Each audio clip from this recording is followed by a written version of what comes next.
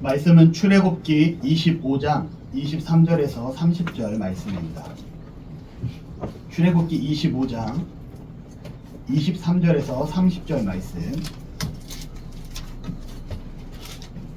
제가 봉독하여 드리도록 하겠습니다.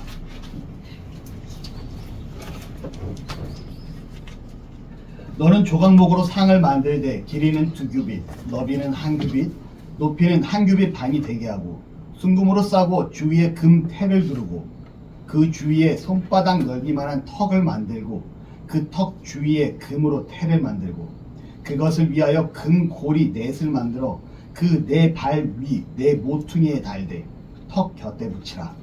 이는 상을 낼 채를 꿰을 곳이며 또 조각목으로 그 채를 만들고 금으로 싸라. 상을 이것으로 맬 것이니라. 너는 대접과 숟가락과 병과 붓는 잔을 만들되 순금으로 만들며 상 위에 진설병을 두어 항상 내 앞에 있게 할지니라. 아멘. 우리가 여름 성경 캠프에 이어서 계속해서 성막에 대해서 말씀을 보고 있습니다. 그 중에서 오늘은 말씀 제목 진설병상을 가지고 이 진설병상에 무엇을 말씀하고자 하는지, 무엇을 나타내고자 하는지 한번 나누어 보고자 합니다. 제가 지난주에 이런 말씀을 드려요. 이 성막을 보는데 하나님의 계획하심과 하나님의 이루어 가심, 더 나아가 철저하게 계산된 그 성막의 모형들을 볼 때 너무나 재미있습니다. 너무나 머릿속에 별이 반짝이는 것 같습니다. 라는 표현을 썼습니다. 번제단에서 무엇이 이루어진다고요? 번제단. 번제단에서 제물을 바치죠. 제물을 바치면서 무엇이 이루어집니까? 제사함이 이루어집니다. 그리고 번제단을 지나 한번 볼까요? 번제단에서 제사함을 이루어지고 번제단을 지나 어디로 들어가게 됩니까? 이어지게 됩니까? 물두멍으로 이어지게 되죠. 여러분, 물두멍에서 무엇을 한다고 합니까? 죄사함을 받은 내가, 다시 말하면 하나님으로부터 그래 너 의로운 자야 라고 인정받은 내가 여전히 죄인된 모습은 없는지, 아직까지 내가 회개하지 않은 모습은 없는지 나를 돌아보는, 나를 정결케 하는 물두멍을 지나게 됩니다 라고 말씀드립니다. 그리고 나를 정결케 하는 물두멍을 지나서 어디로 들어갑니까? 성소 안으로 들어가죠. 성소 안으로 들어가자 이 성소를 환하게 비치고 있는 등대를 보게 됩니다. 이 등대의 역할이 뭐였다고요? 예수 그리스도의 모형으로서 세상의 빛으로 오신 예수 그리스도를 나타낸다고 말씀을 드렸고, 우리는 세상의 그 빛으로 오신 예수 그리스도를 본받아 살아야 됩니다 라고 말씀을 드립니다. 그리고 이어졌던 말씀이 뭐였습니까? 자, 분향단에 대해서 말씀을 드렸습니다. 분향단이 어디랑 가장 가까이 붙어 있습니까? 언약궤하고 가장 가까이 분향단이 붙어 있게 되죠. 언약궤에 가장 가까이 붙어 있는 이 분향단의 의미는 하나님 보좌 우편에서, 하나님과 가장 가까운 곳에서 여전히 우리를 위해 중보하며 기도하고 계신 예수님을 나타냅니다 라고 말씀드립니다. 이어서 우리는 이 우리를 위하여 중보하고 계신 예수님을 본받아 하나님 앞에서 살아갈 때 어떠한 삶을 살아야 된다고요? 기도하는 삶을 살아야 됩니다 라고 말씀드립니다. 자, 우리가 지금 많은 과정을 거쳐서 이제 분향단을 지나 그 옆에 있는 무엇을 보게 됩니까? 떡상이라고도 되어 있고 아까 말씀드린 진설병상을 만나게 됩니다. 여러분, 그렇다면 이 진설병상은 무엇을 의미하는 걸까요? 자, 신앙생활을 하는데 가장 중요한 것이 있습니다. 무엇인지 한번 말씀해 볼까요? 뭐가 있을까요? 신앙생활에 있어서 가장 중요한 것. 전도. 또 신앙생활에 대해서 중요한 거. 그러니까 신앙이 아니죠. 어떤 거요? 구원. 자, 우리가 생활적인 부분으로 한번 나아가 봅시다. 생활하는 부분에 있어서. 아, 주원이가 없어서 답이 안 나오나요? 기도, 성주. 그렇지, 기도가 있어야죠. 집사님, 주원이 어디 갔습니까? 아파요? 아, 늦게 온다고? 이유가 있네요. 배가 아프든가. 자, 여러분, 기도 나왔어요. 그럼 뭐가 이어져야 됩니까? 뭐가 이어져야 돼요? 그렇지. 효조 3달란트 줄게요. 성조도 3달란트 주고. 여러분, 말씀이 있어야 됩니다. 오늘 제가 드리고 싶은 거는요, 바로 이 진설병상에서 얘기하는 이 진설병상은요, 말씀을 상징하고 있습니다. 무엇을 상징한다고요? 말씀. 하나님께서 용서하시고 회개하시고 쭉 이어져 오다가 기도까지 와서 이제는 말씀까지 이 성막 안에서 드러나고 있음을 보게 됩니다. 여러분, 그러니 제가 이런 걸 볼 때 재밌을까요? 재미없을까요? 재밌다라는 거죠. 여러분도 지금 그런 재미를 성경에서 찾아봤으면 좋겠습니다. 자, 여러분, 그렇다면 이 진설병상은 누구를 나타내는 걸까요? 예수님을 나타내고 있다는 거죠. 성막 안에 있는 모든 것들이 다 누구를 나타낸다고요? 예수님을. 그러면 분향단은 기도하고 계신 예수님을 나타냈다라면 이 진설병상은 말씀 대신 예수님을 나타내고 있다라는 거예요. 등대는 무엇 대신 예수님을 나타내는 거예요? 그렇죠. 빛 대신 예수님을 나타내고 있는 거죠. 번제단은 무엇 대신 예수님을 나타냅니까? 나의 죄 때문에 십자가에 못 박혀 죽으신 제물 대신 예수님을 나타내고 있는 거예요. 여러분, 이해가 되십니까? 이 성막의 모든 것들은 예수 그리스도를 나타내고 있다라는 거죠. 마찬가지로 오늘 보는 이 진설병상도 예수님을 나타내고 있습니다. 이 진설병상은요, 조각목으로 만듭니다. 조각목은 제가 아카시아 나무 종의 일부라고, 일종 하나의 나무라고 말씀드렸죠. 그렇게 조각목으로 만들고 이 조각목으로 만든 나무를 순금으로 다른 것들과 비슷하게 싸게 합니다. 크기는요, 가로가 1m, 세로가 50cm, 높이가 약 75cm 정도 되고요. 떡이 떨어지지 않게 금으로 이 테두리를 둘러라 라고 하나님께서 말씀하십니다. 그리고 이 진설병상을 성막이 이동할 때 같이 이동할 수 있게끔 고리 4개를 만들고, 이 고리는 금으로 만들고 고리에 채를 만드는데 이 채 또한 조각목으로 만들고 조각목을 또 어떻게 금으로 쌓아라 라고 하나님께서 말씀을 해주셨다라는 거죠. 더 나아가 이 진설병상에서 사용되어지는 접시라든가 접시라든가 병이라든가 잔이라든가 이러한 모든 기물들도 순금으로 만들어라 라고 말씀하시고, 이 진설병 상 위에 올라가는 이 진설병 떡 또한 일주일에 한 번씩 안식인 날 바꿔주어라 라고 하나님께서 말씀하시는 부분을 성경을 통해서 보게 됩니다. 자, 여러분, 이 진설병 상 위에 무엇이 보입니까? 지금 떡이 보이나요? 네. 이게 바로 어떤 거냐면요, 이름처럼 진설병 상이잖아요. 그럼 어떤 게 올라갔을까요? 진설병이 올라간 겁니다. 여러분, 진설병이 뭔지 아십니까? 진설병은요, 누룩을 넣지 않은 떡, 누룩을 넣지 않은 빵입니다. 여러분, 누룩의 역할이 무엇이죠? 발효. 맞아요. 소주 산단한테 줄게요.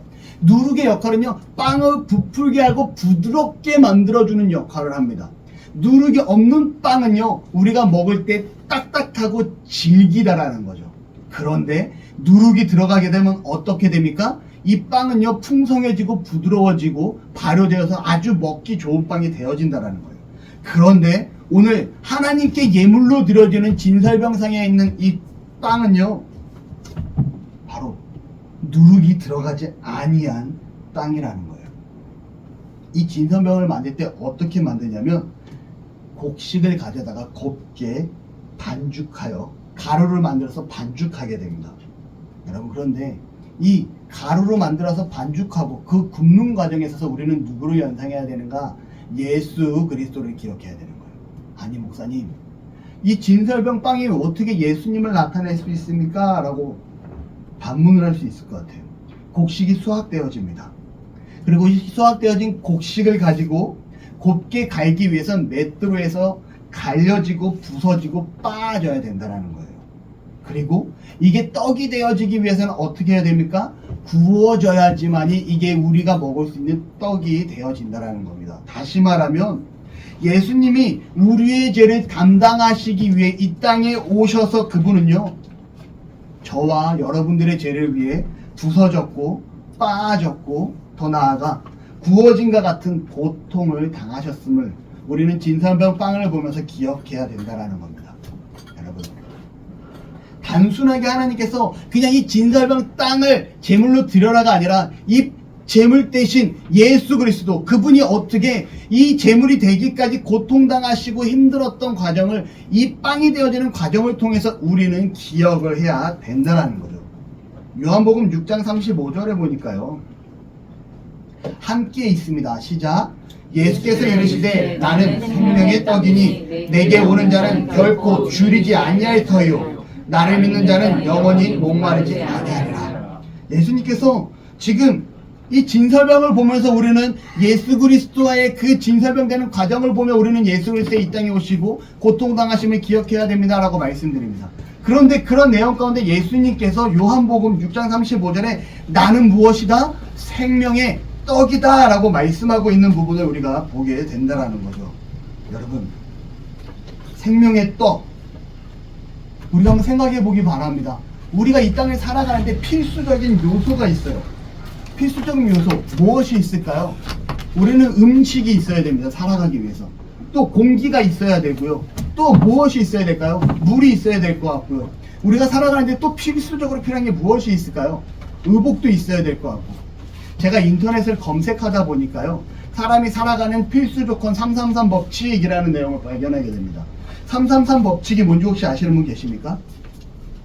제가 옛날에 우리 친구들한테 저희 사무실을 소개하거나 할 때, 저희 사무실에 오게 할 때, 혹은 저희 집에 오게 할 때, 야, 333만 기억하면 돼 라고 얘기합니다. 무슨 소리야? 수유역에서 3번 출구로 나와서 3번 마을버스를 타고 강북 삼성의원에서 내리면 우리 집과 사무실이 나와 라고 얘기를 해요. 그래서 제가 항상 친구들한테 333이야 라고 얘기를 했었는데, 여러분, 재밌는 건 오늘 우리가 인간이 살아가는 데 있어서 333의 법칙이 있다 합니다.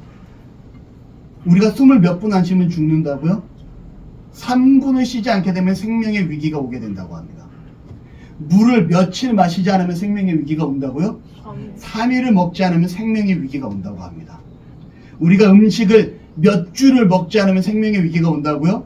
3주를 먹지 않으면 생명의 위기가 온다라고 얘기를 해요. 그래서 이게 사람이 살아가는데 필수적인 조건에서 333 법칙이다라는 걸 제가 인터넷에서 보고요. 참 재밌는 법칙이고 참 알기 쉽게 적어놨다라는 생각을 합니다. 그리고 오늘 말씀에 인용을 하죠. 여러분, 우리는요, 이처럼 음식을 3주만 먹지 않으면요, 우리는 어떻게 됩니까? 생명의 위기가 오게 된다는 거예요. 그래서 여러분 한번 생각해봐요. 목사님들이 40일 금식 기도를 한다고 하잖아요. 제 주변에도 40일 금식 기도한 목사님들을 도로도로 봅니다. 아직 저는 믿음이 부족했는지 아니면 먹는 걸 좋아해서인지 아직 40일 금식 기도 해본 적은 없어요. 자, 하나님이 시키면 하겠지만 아직은 아닌 것 같습니다. 그런데 여러분, 이 40일 금식 기도를 한다는 건 뭔지 아십니까? 내가 하나님 앞에 죽기를 각오한 기도라는 거예요. 그만큼 위험하고 그만큼 하나님 앞에 죽기를 각오한 기도라는 게 40일 금식 기도입니다. 왜냐면 사람이 3주 동안 안 먹으면 위험해지기 때문에 그래요. 그런데 여러분, 이처럼 음식은 우리가 살아가는데 필요한데 예수님은요, 이렇게 말합니다. 나는 생명의 무엇이다? 떡이다 라고 말씀하고 계시다라는 거예요. 예수님께서 나는 생명의 떡이니 나를 믿는 자는 영원히 목마르지 아니할 거고 나를 믿는 자는 영원히 배고프지 아니할 것이다 라는 말씀을 하십니다. 이 말씀을 들었던 유대인들이 막 서로 다투어 말하기를 어떻게 우리가 사람을 떡으로 먹을 수 있겠느냐 라고 예수님께 반문을 하게 되죠. 그러자 예수님께서 뭐라고 말씀하시냐? 6장 63절에 이렇게 말합니다. 살리는 것은 영이니 육은 무익하니라. 내가 너희에게 이른 말은 영이요 생명이니라 라고 말씀하십니다. 이 말이 무슨 말입니까? 내가 너희에게 지금 말은 내가 너희한테 영원한 영생의 양식이 되어줄 텐데, 영원한 영생의 양식, 생명의 말씀이 되어줄 텐데, 이 말은 너희가 먹고 배부름을 말하는 것이 아니라 저 영원한 천국에 갈 수 있는 영원한 생명됨을 말하는 것이다, 영적인 것이다 라고 예수님께서 다시 풀어서 말씀해주고 계시다라는 거예요. 여러분, 예수님은요, 우리에게 있어서 영원한 생명의 양식이 되시는 분입니다. 이 영원한 생명의 양식이 되셨다는 건 우리는요, 여러분, 죽을 수밖에 없었던 자들이에요. 이 성경에서 말하는 죽을 수밖에 없었다라는 표현이 무엇입니까? 지옥에 갈 수밖에 없었던, 삶이라는 의미가 없는 저 지옥에 갈 수밖에 없었던 우리가 예수 그리스도 생명의 양식 대신 이 예수 그리스도를 통해서 저 영원한 생명인 천국을 소망할 수 있게 되었다라는 겁니다. 우리가 이 사실을 기억하셔야 돼요. 그렇기 때문에 진설병처럼 갈리고 부서지고 구워져서 만들어진 이 떡이 예수님이 우리를 위해서 고통당하시고 고난 가운데 십자가에 못 박혀 죽으심을 상징한다라고 말씀드려요. 그러고 나서 우리가 무엇을 기억합니까? 우리를 구원해 주신 그 예수님을 기억하게 합니다 라고 제가 말씀을 드리고 있는 거예요. 여러분, 그분을 믿고 나아갈 때 우리는 무엇을 얻을 수 있습니까? 영원한 생명의 양식을 얻을 수 있고요. 영원한 생명의 양식을 얻은 우리는 어떠한 삶을 누리게 됩니까? 저 천국을 소망하는 삶을 살 수 있게 되어진다는 겁니다. 요한복음 1장 1절의 말씀 한번 다 같이 읽도록 하겠습니다. 시작. 태초에 말씀이 계시니라. 이 말씀이 하나님과 함께 계셨으니 이 말씀은 곧 하나님이시라. 자, 여러분, 이 진설병된 이 떡은요, 예수님을 나타내고 더 나아가 예수님의 말씀을 나타내기도 합니다. 태초에 말씀이 계시니라. 이 말씀이 하나님과 함께 계셨으니 이 말씀이 무엇이라고요? 곧 하나님이시라고. 그럼 이 말씀은 무엇일까요? 많이 말씀드렸죠. 이 말씀은 예수 그리스도를 가리키고 있다는 겁니다. 여러분, 하나님께서 세상을 창조하십니다. 자주 말씀드렸죠. 하나님께서 일을 계획하시고 이 계획하신 일을 누가 진행하신다고요? 예수님께서 진행하신다고요. 그리고 예수님께서 진행하신 일을 유지하시고 보수하시고 확장하는 일을 누가 감당하신다고요? 그렇죠. 성령 하나님이 감당하신다고요. 자, 하나님이 창세전에 세상을 만들 걸 계획하십니다. 이 계획된 계획을 빛이 있으라 하심에 빛이 생겼고, 땅이 물과 무토로 나뉘라 하심이 바다와 육지가 갈라지고, 여러분 무엇입니까? 예수님이 말씀으로 계셨고 그 말씀으로 세상을 창조하고 계신 부분이 창세기 1장에 기록되고 있는 내용이에요. 자, 그리고 예수님께서 이 말씀으로 만드신 세상을 누가 유지하신다고요? 성령 하나님이 유지하십니다. 그 예수님, 태초에 말씀이 계시니라, 태초에 예수님이 계시니라, 이 예수님이 하나님과 함께 계셨으니 이 예수님은 곧 하나님이시다 라고 요한복음은 지금 우리에게 다시금 강조하면서 말씀해주고 계시다라는 겁니다. 여러분, 예수님은요, 우리가 이 세상을 살아갈 때 생명의 양식이 되어주시는 분이고요. 그 생명의 양식은 오늘날 우리가 말씀으로 받아들일 수 있음을 기억하시기를 바랍니다. 이 말씀은 광야 같은 세상을 살아가는데 우리는 하나님의 말씀이 없이는 절대로 이 땅을 온전히 살아갈 수 없다라는 거예요. 이스라엘 백성들이 애굽에서 나와 가나안 땅에 가기 전에 출애굽하게 됩니다. 그리고 그곳에서 그들이 생활하다가 우리가 배고파 죽게 되었다. 차라리 애굽에 있었으면 배불리 먹을 수 있었을 텐데라고 모세를 향해서, 아론을 향해서, 하나님을 향해서 불평하기 시작합니다. 이때 하나님께서 이스라엘에게 무엇을 허락해 주십니까? 만나를 허락해 주십니다. 만나는요, 이스라엘 백성들이 새벽에 나아가 만나를 주워와서 그것으로 음식으로 먹을 수 있는, 하나님이 이스라엘 백성에게만 허락해 주신 음식이었어요. 광야 생활 기간에만 주어졌던 음식이었습니다. 그런데 여러분, 하나님께서 매일같이 이스라엘 백성에게 그 40년 광야 생활 동안 만나를 주십니다. 놀라운 것은요, 일정 분량이 넘어가면 썩어서 먹을 수가 없게 되고요, 하루에 한 번씩 나가서 만나를 수확하게 하는데 그 하루에 한 번 나가고 귀찮아서 이틀치를 수확하게 되면 이틀치 만나는 썩어서 더 이상 먹을 수가 없게 됩니다. 재밌는 건 안식하기 전날에는요, 하나님께서 안식일 날은 만나를 수거하지 말라 하시고 그 2배를 수거하라 하시는데, 이스라엘 백성들이 안식 전날에는 만나를 2배를 수거하면 다음날 되면 썩어야 되잖아요. 안식일 날에 비축해 둔 이 만나는 썩지 않습니다. 여러분, 누가 하시는 일입니까? 하나님이 하시는 일이죠. 이스라엘 백성에게 내가 너희를 위하여 만나를 제거하고 먹을 음식을 제공하는 이유가 있었다라는 거예요. 그렇게 해서 하나님이 일을 이루어 가시는데 그 놀라운 이유가 뭐냐면요, 한번 같이 읽습니다. 시작. 너를 낮추시며 줄이게 하시며 또 너도 알지 못하며 내 조상들도 알지 못하던 만나를 내게 먹이신 것은 사람이 떡으로만 사는 것이 아니요 여호와의 입에서 나오는 모든 말씀으로 사는 줄을 내가 알게 하려 하심이니라. 하나님께서 이스라엘 백성에게 만나를 허락하신 이유가 뭐라고요? 하나님의 말씀으로 살아가야 됨을, 생명의 말씀으로 살아가야 됨을 그들에게 가르치기 위하여 만나를 주었다라고 하나님께서 직접 말씀하고 계신 부분이라는 거예요. 여러분, 우리가 이 땅을 살아가는 데 있어서 필요한 것은 무엇입니까? 하나님의 말씀입니다. 하나님의 말씀이 없이는요, 우리의 기준이 사라지게 된다는 거예요.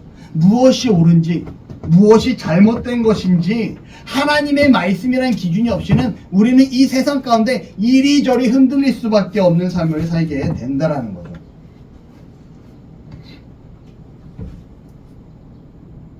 사사기 17장 6절에 보면 이런 말씀이 있습니다. 그때에는 이스라엘의 왕이 없었으므로 사람마다 자기 소견에 옳은 대로 행하였더라. 사사기 시대는 왕이 없었기 때문에 사람들이 다 자기가 생각하는 대로 옳은 대로 살았다라고 얘기합니다. 이들이 분명히 하나님의 말씀이 있음에도 불구하고 그들이 하나님의 말씀을 잊은 채 자기 멋대로 살았다라고 얘기를 해요. 여러분이 잘 알고 있는 기드온의 300용사, 제가 그 300 뭐라고 그랬죠? 기드온의 이 300용사의 그 기드온, 이분도 사사입니다. 기드온이요, 하나님의 천사를 만났을 때 하나님 앞에 제사를 드려요. 어떻게 제사를 드리는지 아십니까? 국을 끓여서 하나님 앞에 제사를 드립니다. 여러분이 아는 제사법, 번제, 소제, 요제, 속건제, 하나가 또 있죠. 갑자기 생각이 안 나네. 아무튼 이런 제사법 중에 국을 끓여서 드리는 제사가 있습니까? 없다라는 거죠. 근데 기드온이 어떻게 합니까? 아, 국이 맛있으니까 하나님이 국을 좋아하실 거라고 국으로 제사를 드립니다. 말이 돼요? 안 돼요? 안 돼요. 그리고 또 기드온이 전쟁에 승리하고 나서 제사장이 입는 에봇을 만드는데요, 제사장이 입는 옷, 그 옷 위에 얽히는 걸 에봇이라고 합니다. 그리고 그 에봇을 짓는데 그가 어떻게 만드는지 아십니까? 순금으로 에봇을 지어요. 아, 금이라는 것은 좋은 거니까 우리가 이 금으로 에봇을 지어야겠다라고 금으로 에봇을 만듭니다. 그런데 성경에 보면요, 에봇은요 오색 실로 짜대라고 정확하게 기록되어 있습니다. 기드온이 어떻게 합니까? 내가 생각하기에 좋은 대로, 금은 좋은 거니까 하나님이 더 좋아하시겠지라고 생각하고 에봇을 금으로 짜게 됩니다. 나중에는요 이 에봇이요 조롱거리가 돼요. 하나님 앞에 드려지는 이 옷이요 조롱거리가 돼서 드러나게 됩니다. 여러분, 하나님이 기뻐하지 않는다라는 거죠. 기준이 없는 사람은 하나님이 기뻐하지 않습니다. 입다도 아시나요? 사사시대의 입다, 그도 이러한 서원을 합니다. 하나님, 제가 전쟁에서 승리를 하면 가장 먼저 저를 맞으러 오는 자를 제가 하나님께 제물로 드리겠습니다라고 얘기를 해요. 여러분, 레위기에 보면요, 사람을 제물로 드리는 건 이방신이 하는 것이고 가증한 것이다 라고 정확하게 기록됩니다. 그런데 입다가요, 하나님의 사사임에도 불구하고 말씀의 기준이 없으니 뭐라고 얘기합니까? 사람을 제물로 드리겠습니다 라고 해요. 하나님이 기뻐하셨을까요? 아니죠. 누가 가장 먼저 입다를 반기러 나왔는지 아십니까? 입다가 너무나 사랑했던 무남 동료, 단 하나밖에 없던 그 딸이 아빠를 향해서 속옷치면서 아빠의 전쟁의 승리를 축하하면서 제일 먼저 뛰쳐나옵니다. 입다가 서원했잖아요. 어떻게? 사람을 제물로 드리겠다고. 그러자 이 딸이 뭐라고 얘기합니까? 아버지가 하나님께 서원했으니 잘못된 서원일지라도 나는 하나님께 드려줘야 됩니다 하고 이 딸이 제물로 드려지게 돼요. 하나님이 기뻐하시는 일이 아니라는 거죠. 성경이 기준되지 아니했을 때, 하나님의 말씀이 기준되지 아니했을 때 우리의 삶은 흔들릴 수밖에 없습니다. 우리 시대도 마찬가지예요. 제가 설교 중에 매번 말씀드리잖아요. 성경이 우리의 삶의 기준이 되어야 됩니다. 그러면 지금 세상에서 말하는 동성애, 여러분 이것이 지금 너무나 비일비재해요. 이거는 우리 중고등부 아이들이 지난번에 한번 제가, 야, 동성애 발음 어때? 개취 아닌가요, 목사님? 개취가 뭡니까? 개인 취향 아닌가요? 라고 얘기하잖아요. 야, 말도 안 되는 얘기야. 성경엔 동성애 하면 쳐 죽이라 그랬어. 돌로 쳐 죽이라고 기록돼 있어. 잘못된 거야 라고 얘기합니다. 여러분, 지금 세상은 그래요. 미국에서는 7명 중에 1명은 동성애자라고 통계를 내고 있고요. BTS 그 중에 1명 동성애자일까라고 얘기했다가 아미 그 팬클럽한테 엄청 욕먹잖아요. 그러면 이런 시대가 되어버렸습니다. 기준이 사라져버렸어요. 성경에는 기준을 벗어나서 그냥 우리들 멋대로 살아가는 시대가 되어버렸다라는 겁니다. 집단 이기주의 너무나 잘못된 건데 이 시대를 살아가는 데 있어서 그 집단의 속이 돼야 되는 거예요. 내가 그 집단에 못 들어가면 이 집단이 아무리 이기적이고 잘못된 집단이라 할지라도 내가 그 집단에 못 들어가면 소외되기 때문에 난 소외될 수 없으니 그 집단에 들어가는 겁니다. 이게 너무나 잘못됐다라는 거죠. 이 집단이 아무리 잘못되었어도 나는 살아남기 위해 거기에 들어간다? 아니라는 거죠, 여러분. 누군가를 왕따하고 이지매시키는 거? 이것도 잘못된 겁니다. 또 뭐가 있을까요? 교회적으로는 가나안 교회가 있습니다. 여러분 가나안 교회가 뭔지 아시죠? 네, 주원아 어떤 거지? 그쵸. 가나안 거꾸로 해볼까요? 가나안, 안나가 교회입니다. 코로나 시절에요. 코로나 때문에 집합 금지가 걸리고 이런저런 여러 사유 때문에 온라인 예배가 활성화됩니다.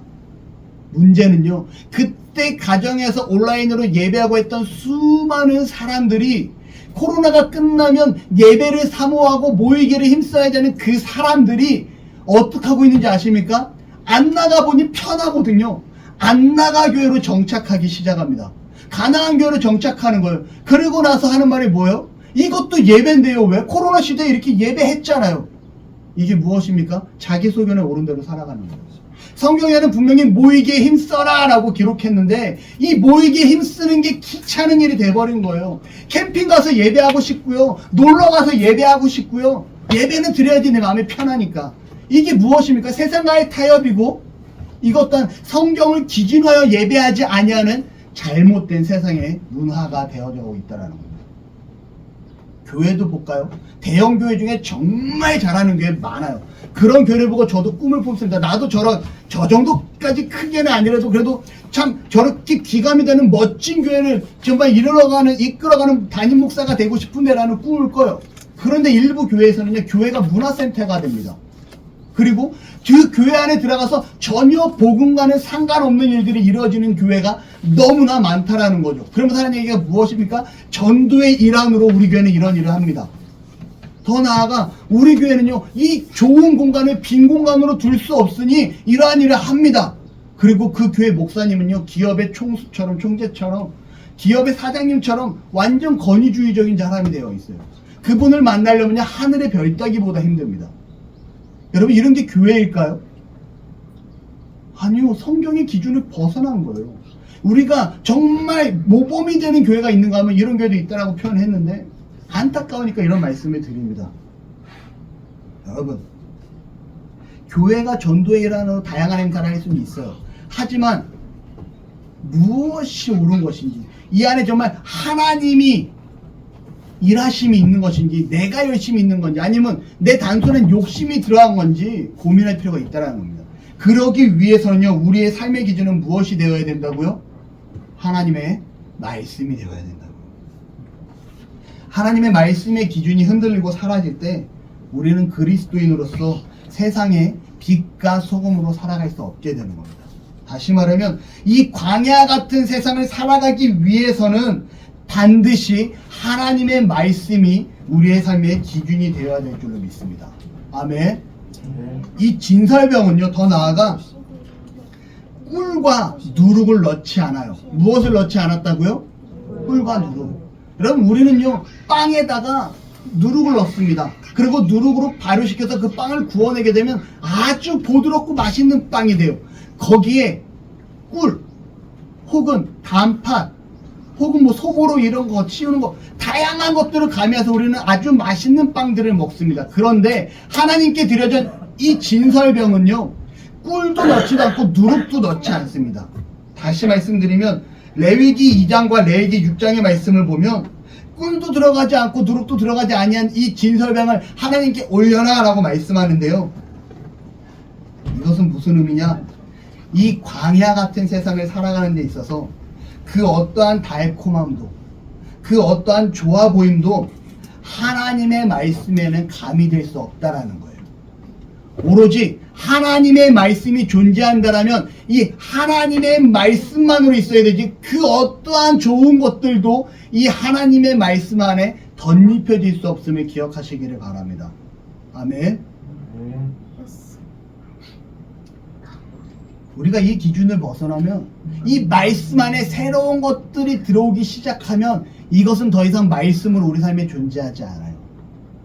우리가 말씀을 말씀으로 받고 그 말씀에 순종하면서 나아갈 때 우리의 삶이 세상의 빛으로, 세상의 소금으로 살아가게 되는 것이지, 그 말씀 안에 세상에 좋아 보이는 괜찮은 것들로 포장하고 씌우기 시작하는 순간 이 말씀은 변질되고 타협하기 시작합니다. 우리가 그러한 삶을 살고자 노력할 때 하나님은 우리의 삶을요 반드시 선하고 아름다운 길로 이끌어 가시는 기억하시기 바랍니다. 얼마 전에 제 친구가 이런 말을 해요. 상아가 힘들다. 왜?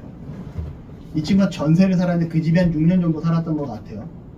야, 불과 한 달 전만 해도 그냥 전세 연장해서 살라고 하고 보증금 얼마 올려줄 테니까 전세를 연장해서 살라 했거든. 근데 집주인이 자기 딸이 들어온다고 나가래. 야, 어떡하냐? 아, 당장 준비된 것도 없는데 스트레스가 힘들다. 어떡하냐? 그러다가 이 친구 와이프가 재수씨가 이런 얘기를 해요. 오빠, 우리는 한번 살아가는 가운데 아파트는 한번 살아볼 수 있어? 라는 표현을 합니다. 이 친구가 상가주택에 살고 있거든요. 그러니까 이 친구가 그 얘기를 듣고, 아, 그치, 아파트에 한번 살아보긴 해야 되는데, 좋은데 한번 살아보긴 해야 되는데 라는 얘기를 해요. 그리고 이제 이 친구가 기도하면서 하나님 어떻게 할까 하면서, 다른 교회가 안수 집사입니다. 하나님 어떻게 할까 막 이렇게 합니다. 그러다가 하나님께서 은혜를 주는데 지금 집값이 폭락한 거예요, 그 지역에. 그래가지고 아파트를 알아보니까 대출이 나오네요. 그래서 대출이 자신이 알아보니까 금리가 너무 싸게 나오는 거예요. 2%가 안 되는 금리가 나옵니다. 1.99% 이 정도까지 내려가요. 이 정도면 아파트에 살 수 있겠는데, 그래서 이 친구가 처음에 2억짜리 아파트를 2억 4천, 2억 5천, 6천, 7천짜리 아파트를 봅니다. 그러면서 점점 스트레스를 받아요. 돈은 부족한데. 그러다가 이 친구가요, 한 번 보고 두 번 보고 세 번 보고 나중에 저한테 연락이 와요. 상아가 좀 같이 좀 보자. 내가 도대체 집을 보는 방법을 모르겠다. 제가 이제 하는 사업이 있으니까 같이 집을 봐줍니다. 이 집도 안 되고 저 집도 안 되고 저 집도 안 되고. 차라리 좀 허름해도 30평대를 사. 그러니까 이 친구가, 야, 30평대 돈이 안 돼서 안 돼. 그래도 목구멍까지 차오를지언정 30평대 아파트를 보는 거야. 그리고 30평대 아파트를 봅니다. 그러다가 여러분, 완전히 급매물로 해가지고 3억 7천짜리 아파트가 나와요. 이 친구가요, 진짜 끝까지 대출을 땡기면 나온 게 3억 7천이라고 합니다. 그 아파트에 살 수 있는 돈. 그리고 나서 이 친구가, 그래, 이것도 기회인데 이걸 사자라고 마음을 먹고 가는데, 그 집 주인이요, 조금이나마 더 빨리 팔려고 또 1,000만 원을 깎아줬대요. 그래서 3억 6천에 그 집을 삽니다. 계약을 해요. 그리고 대출을 진행하는데요, 정말 하나님께서요 3억 6천에 딱 맞춰서 대출을, 이 친구는요 7천만 원 갖고 있는데, 7천만 원 갖고 있는 친구에게 2억 9천인가요? 2억 9천이 대출이 딱 나오게 해줍니다. 근데 금리가 1.99%예요. 그래서 이 친구가 그저께 이사를 해요. 그러면서 저한테 이런 얘기를 합니다. 사가, 집주인이 나보고 이사를 했을 때는 진짜 막, 하나님 나 왜 이렇게 힘들게 하는지 모르겠다고, 이 집주인은 왜 나를 이렇게 화가 나는지 모르겠다고 했는데, 시간이 지나고 보니 하나님께서 나한테 이렇게 좋은 걸 허락해 주셨다. 여러분, 그 집이 얼마나 좋냐면요, 2년 전에 한샘으로 풀로 인테리어를 한 집이에요. 2년 전에 4억 9천에 산 집입니다, 그 사람이. 그리고 한샘으로 풀로 인테리어를 하고, 이분이 급하다고 자기를 빨리 이사 가야 된다고 그 집을 인테리어한 거 그대로 3억 6천에 팔고 나가는 거예요. 그러니 이 친구는 인테리어 다 깨끗한 집에 34평 아파트를 이사해 들어갔으니 얼마나 저렴하게 들어갔냐고요. 그래서 이 친구가, 아, 하나님이 너무 감사하다는 표현을 써요. 그래서 제가 이렇게 얘기합니다. 야, 크로스비 여사가 쓴 찬양 중에 무슨 일을 만나든지 만사형통하리라는 내용이 있잖아. 이 만사형통이 모든 게 잘 됩니다 라는 뜻이 아니라, 하나님께서 반드시 선하고 아름다운 길로 인도하신다라는 원곡의 가사를 가지고 있는 곡이야. 우리가 하나님 앞에 살아갈 때 하나님은 반드시 우리를 선하고 아름다운 길로 이끄셔. 우리는 이러한 소망을 갖고 가는 사람들이야 라고 얘기를 합니다. 여러분 이 얘기를 하고 싶어서 이 얘기를 한 거예요. 이 친구가 이사를 잘했다 얘기 아니라요. 하나님 앞에서 살아가는 사람이 되자, 말씀의 기준 삼아서 하나님 앞에서 살아가려고 기도하며 노력하는 사람이 되자 하나님께서 선하고 아름다운 길로 이 친구의 지금의 상황을 만들어 주셨잖아요. 우리의 삶 또한 마찬가지입니다. 어떠한 환경과 어떠한 문제와 어떠한 타협과 어떠한 것들이 있다 할지라도 하나님의 말씀의 기준에 벗어나면 우리는 그 길에 서 있으면 안 돼요. 온전히 하나님의 말씀을 기준 삼아 살아가는 은혜가 있기를 바랍니다. 그러할 때 하나님께서는요, 때로는 우리가 손해보는 것처럼 느끼게 만들기도 하고요, 때로는 우리가 고통받기도 하시고, 때로는 우리가 괴롭기도 하시고요. 그런데 결과적으로는 선하고 아름다운 길로 이끌어 오신 하나님을 만나게 됩니다. 이게 하나님이 우리와 함께 하시는 방식이에요. 여러분, 말씀의 결론을 맺습니다. 진설병은요, 영원한 생명 되신 예수님을 나타내고 나아가 말씀 되신 예수님을 나타내고 있습니다. 이를 본받아 우리의 삶이요, 하나님의 말씀을 보고 세상을 보는 것이 아니라 하나님의 말씀을 기준 삼아 살아갈 수 있는, 그러한 삶으로 나아갈 수 있는 저와 여러분들이 되시기를 축원합니다. 기도하겠습니다. 할렐루야. 하나님 감사합니다. 사랑하는 우리 나눔의 가족들을 기억하게 해주시고, 진설병 상을 통하여 진설병이 담겨있는 그 의미를 기억하게 됩니다. 하나님, 우리가 하나님의 말씀을 가지고 이 땅을 살게 하시고 하나님의 말씀만이 우리의 삶의 기준이 되어질 수 있도록, 세상의 그 어떠한 유혹과 달콤함도 이 말씀 안에 가미되지 아니하게 하시고 오로지 그 말씀만을 가지고 나아가는 참된 믿음의 성도들 되어지기를 원합니다. 하나님, 그러할 때 선하고 아름다운 길로 인도하시는 하나님을 기대합니다. 우리와 함께 하시고 역사하여 주옵소서. 예수님의 이름으로 기도합니다. 아멘.